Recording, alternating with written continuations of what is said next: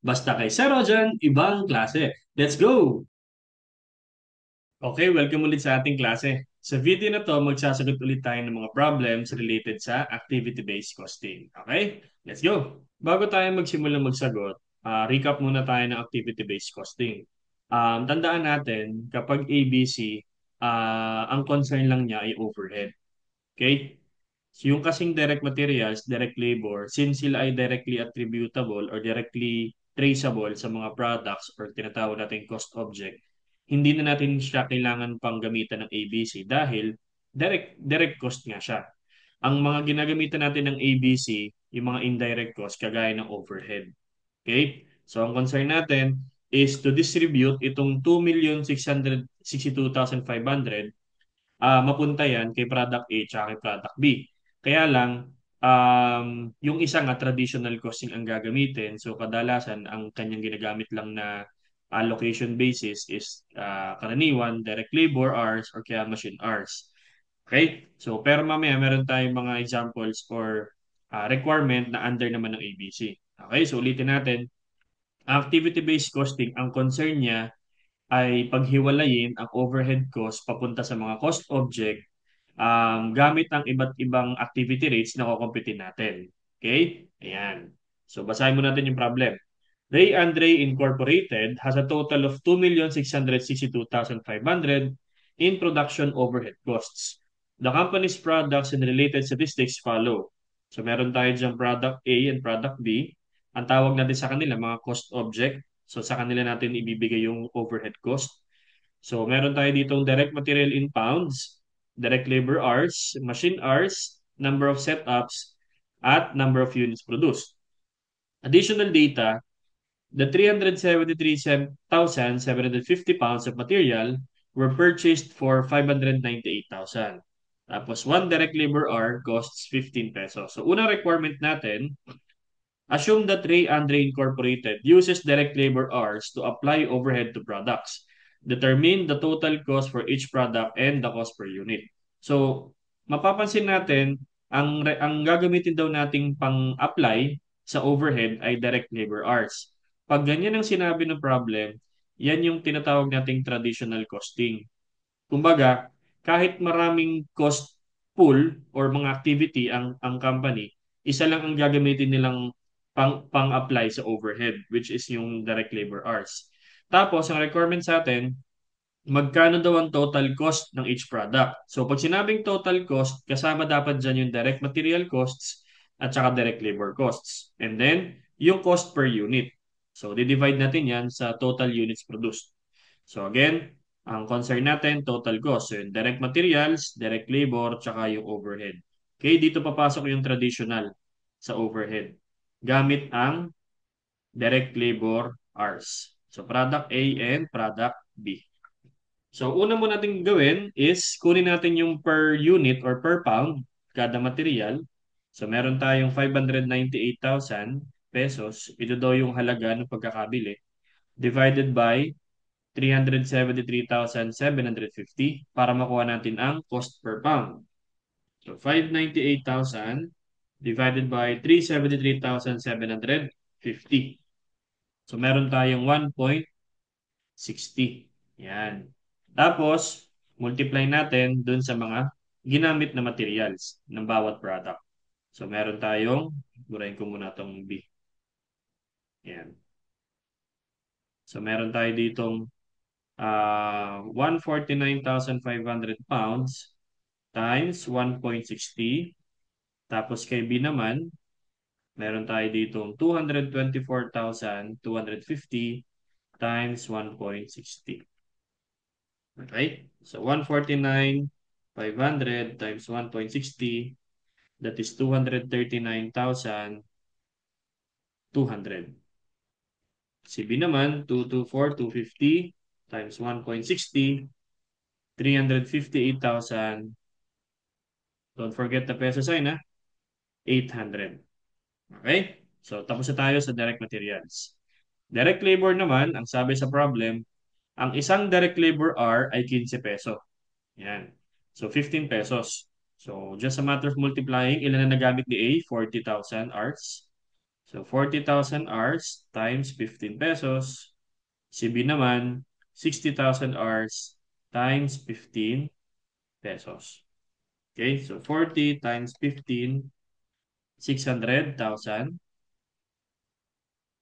Tapos 60 times 15, 900,000. Yan. So we're done with direct materials tsaka direct labor. Kasunod natin yung overhead. Yun na nga yung sinabi sa letter A gamit ang direct labor hours. So, ang gagawin natin, kulang ng zero. Ito, yan. Kinulang ng zero. So, ang gagawin natin, kukunin natin yung overhead rate. Overhead rate. Yan, yung predetermined overhead rate, which is equal to 2,662,500 divided by your total direct labor hours of 100,000. Itong dalawa. Okay, kasi yun daw ang gagamitin nating pang-allocate or pang-apply direct labor hours. Yun nga yung traditional costing. So, divided by 100,000 direct labor hours. Ang overhead rate mo, 2,662,500 divide 100,000 is 26.625 pesos. Again, 2,662,500 divided by 100,000, 26.625. So, gamit yung ating overhead rate, multiply na natin dun sa ating paghihiwalay na natin. Yan. Yan. So, allocate natin tong 2,662,500. So, 40,000 times 26.625. Tapos, 60,000 times 26.625. Dapat ang total niyan, edi yung 2,662,500. So, 40,000 times 26.625, 1,000,000 62,500, 65,000. 1,065,000. Ay, highlighter. 1,065,000. The other one, 60,000 times 26.625. You have 1,597,500. Ang dapat ang total nitong dalawang overhead na yan, yung 2 million. So, plus 1,065,000. You have 2,662,500. O, tama yun. Yung dapat ang total nitong dalawa. Kasi nga, pinaghati mo lang, hiniwalay mo lang yung dalawa, dinistribute mo lang kay A and B. So, meron na tayong total costs. Ito na yung total cost natin. So, kay A muna, 239,200, 600,000, then 1,065,000, meron kang 1,904,200. Ay, wala yung 200. 200. Yan. Si B naman, 358,800 plus 900,000 plus 1,597,500. So, meron kang 2,856,300. So, ito yung total cost natin.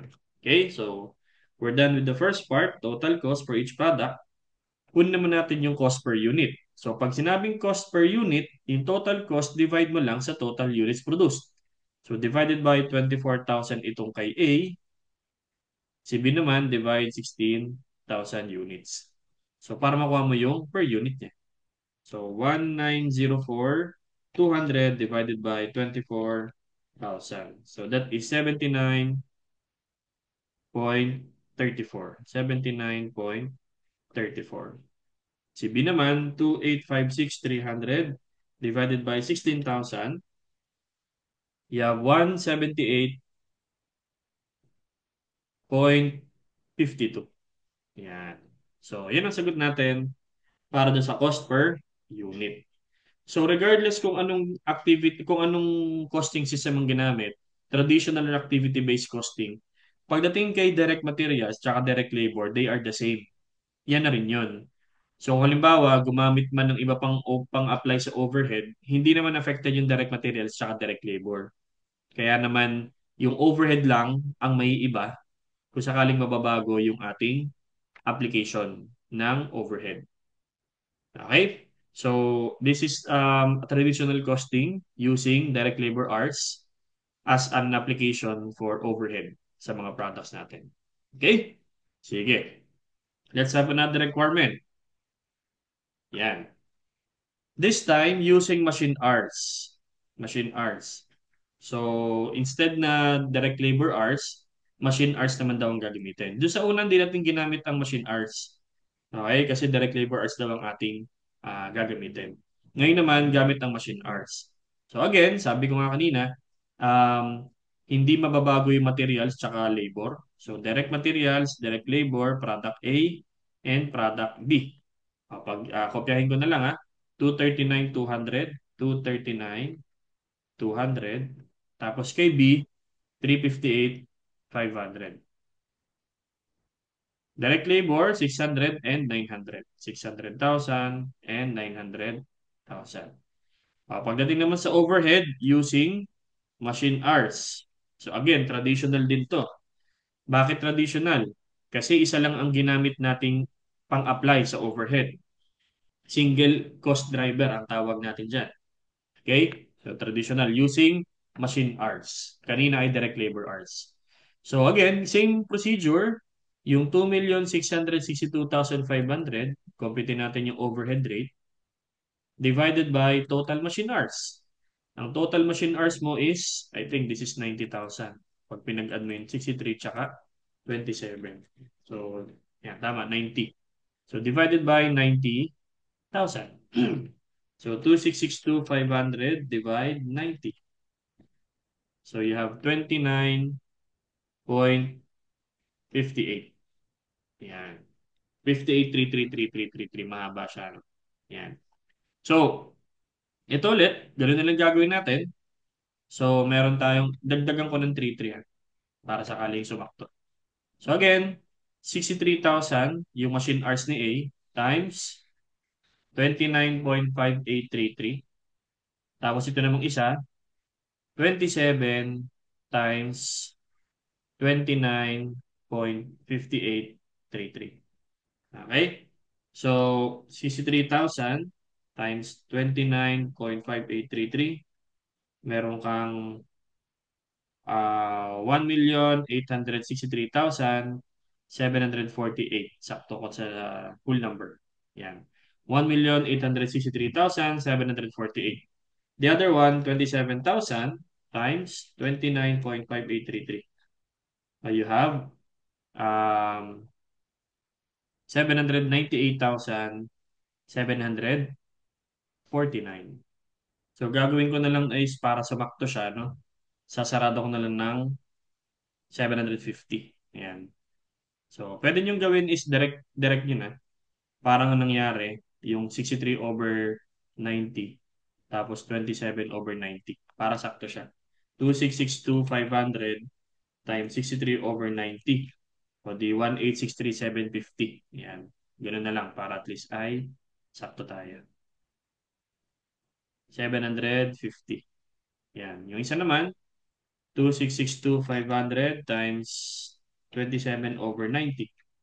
O di 798,750 para sakto tayo. Yan. Okay? So, double check. Dapat parehas equal tayo sa 2,662,500. 1,863,750 plus 798,750. The answer is 2,662,500. Okay? Yan. So, ang ginawa ko, 63 over 90 times 2,662,500. Tapos, 27 na over 90 times 2,662,500. Kasi ang total ng dalawa ay 90. So, inallocate ko lang. Na prorata ang tawag. Okay? So, we're now done. Computin natin yung total. So, 239,200 plus 600,000 plus 1,863,750. So, meron tayong 2,702,950. The other one, 358,800 plus 900,000 plus 798,750. You have 2,057,550. So that's the total cost for A and B. Now, to get the cost per unit, divide natin sa kanyang units produced. Si A, divide 24,000. Si B, divide 16,000. So, 2,702,950 divide 24,000. You have 112.62. Then, 2,057,550 divided by 16,000. You have 128.60 pesos. Okay? So, ito yung cost per unit kay A at kay B. Now, to compare, no? Yung kanina, nung ginamit natin yung direct labor hours, 79.34 lang ang isa cost per unit ni A. Kasi, comparing the two, mas maliit kasi yung direct labor hours ni A kaysa kay B. Kaya malamang, mas maliit na yung cost niya. As compared sa machine hours nung ginamit natin, mas malaki ngayon or halos pang-abot na yung dalawa kasi mas malaki yung kanyang machine hours. Okay? Ito kasi dahil mahal talaga si B, malaki yung kanyang materials tsaka yung kanyang labor. Pero kumpara mo yung dalawa ni A using direct labor hours tsaka machine hours, ang laki ng pinagkaiba nila eh. Okay? So, from 79, naging 112.62 nung ginamit natin yung machine hours. So, yun ang disadvantage kasi ng traditional. Kapag isa lang yung ginagamit mong allocation base para sa overhead mo, chances are baka hindi masyado maging accurate yung ating cost per unit. Pero again, kung yun naman na decision ng management, wala naman tayong magagawa doon. Okay? It's just that meron pa rin kasing ibang activity na ginagawa ang company that we should consider. At doon nga papasok yung ating activity-based costing. Okay? So, last requirement tayo, letter C. Yan. Assume that Ray Andre uses the following activity centers, cost drivers, and costs to apply overhead to products. So, nung bin-breakdown daw itong 266,500, ito daw ang details. So, 850 cost ng utilities, 293,000 cost ng setup, 1,519,000 cost ng material handling. Itong tatlo, dapat yan ay sakto dun sa 266,500. So, 850 plus 293,500 plus 1,519. So, ito ay 2,662,500. Kung maalala niyo sa unang video natin, ito yung unang allocation, unang step ng allocation. Di ba meron tayong two steps ng allocation, no? From overhead papunta sa mga cost pool, which is utilities, setup, and material handling. So merong isang general ledger ang overhead, 266,500. Tapos nung in-examine under activity-based costing, dinistribute siya or inallocate sa kanya-kanyang cost pool under utilities, setup, and then material handling. Now that we're done with that, ang sunod natin gagawin is to compute for the activity rates. So activity rates tayo. Okay? Ang kailangan mong alamin, ano ang basis ng allocation? Okay? Si utilities is based on number of machine hours. So therefore, punta ka sa machine hours. So 63 plus 27 equals 90,000. So divided by 90,000. Si setup is based on number of setups. So punta ka ngayon dito kay sa number of setups. So 530,000, 530 plus 795 is 1325. 1325. So divided by 1,325. Then si materials handling is based on number of pounds of materials. So punta ka ngayon dito. So 149,500 plus 224,25.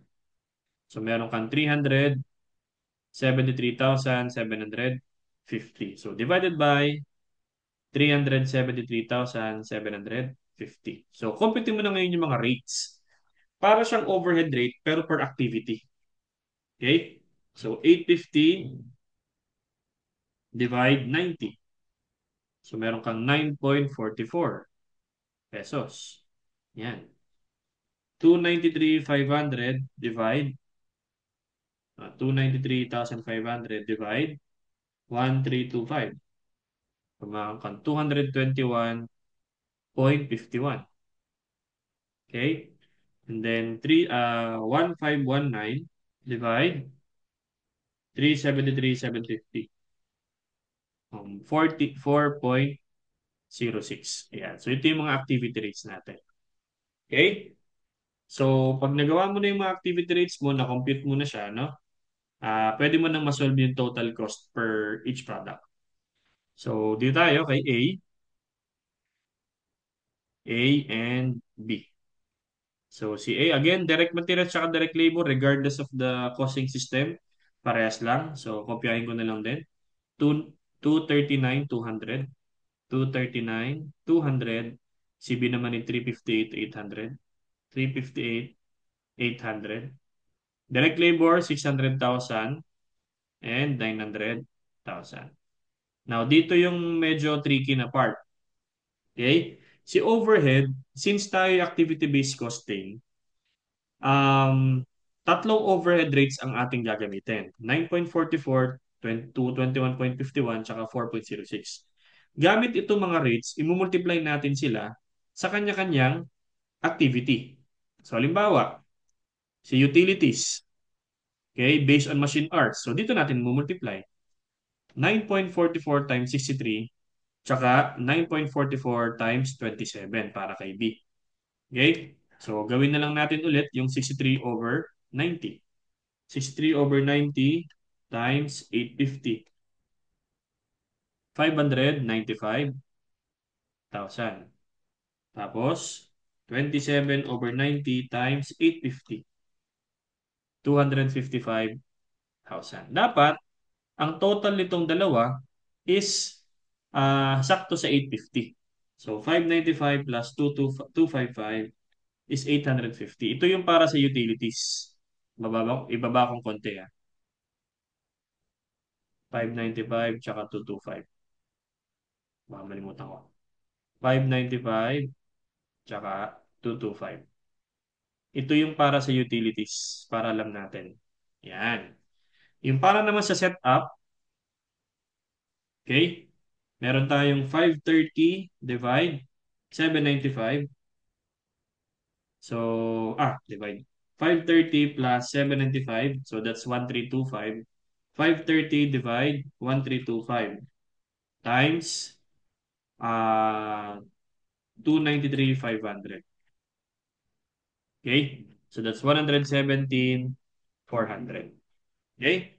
Pero ganun din yun yung kinumpute nating mga rates. Halimbawa, 221.51 times 530. O yun din yun, 117,400. Okay? Yan. So, okay lang yun. Ang ginagawa ko lang is parang fraction na 530 divide yung total ng dalawa. Tsaka ganoon din ang ginawa ko sa machine arts. Okay? So, 795 divide 1325 times 293,500. So, that's 176,100. Again, pwede nyo gamitin yung activity rates. 221.51 times 795. O, yan din yun. 176,100. Then finally, materials handling. Meron tayo based on direct material in pounds. So 149,500 divide 373,750 times 1519. So you have 607,600. Again, pwede nyo gamitin yung 4.06. 4.06 times 149,500. Yan din yun. Okay? Yan. Then, yung siya naman, 224,250 divide 373,750 times 1519. Okay? So that is 911,400. Pag tinotal mo tong anim, yan dapat ay equal dun sa overhead natin. So total nga lang natin tong anim na to. Yan, pamali-mali. 255. Yan. So, pag tinotal ulit natin itong anim, again, dapat yan ay 266,500.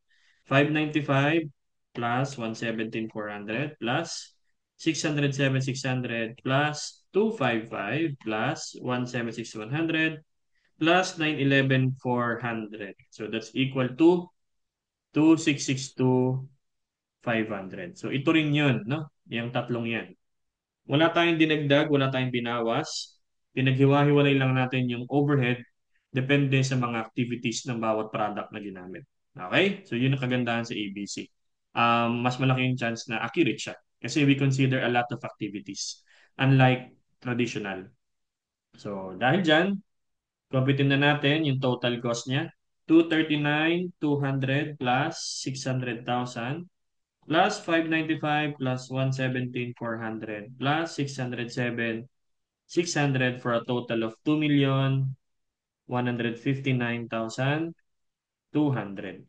Then si B naman, 358,800, 900, 255, 176,100, and 911,400. So that is 2,601,300.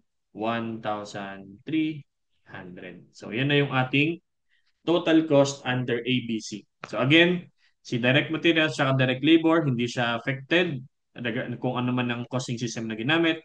Si overhead ang affected dahil distributed siya based on the activities. So divide natin sa kanyang total units produced. Si A, dito ko na nilalagay. So 2,159,200 divided by 24,000. Si B naman, 261,300 divided by 16,000. So, 2,159,200 divide 24,000, 89.97. Then, 2,601,300 divide 16,000. So, you have 162.58. Ayan. So, yan yung sagot natin for cost per units. So, again, ang importante sa ABC, yung activity rates. Pwede namang diretsyo nyo na using yung fraction nila. Pero kung hindi pa kayo sanay, gumamit na muna kayo ng activity rates. Kunin nyo muna yung rates bawat activity. So, get the total of each activity at yun ang gagamitin ninyong pang-divide to compute for the activity rates. Then using activity rates, i-multiply ninyo yun sa bawat activity ng actual na ginamit ni products A and B. Okay? So practice lang, no? Practice lang. At medyo matrabaho lang si ABC pero madali lang yan. Kaya-kaya ninyo yan. Okay? So again, I hope nakatulong ako sa inyong uh, ABC, no? At least napatibay natin yung inyong kaalaman. So, yun lang. I'll try again to post another lecture para sa pang illustration tungkol sa ABC. So again, tapusin na muna natin yung video natin dito. Ingat kayo palagi, mag-aaral mabuti. Bye-bye!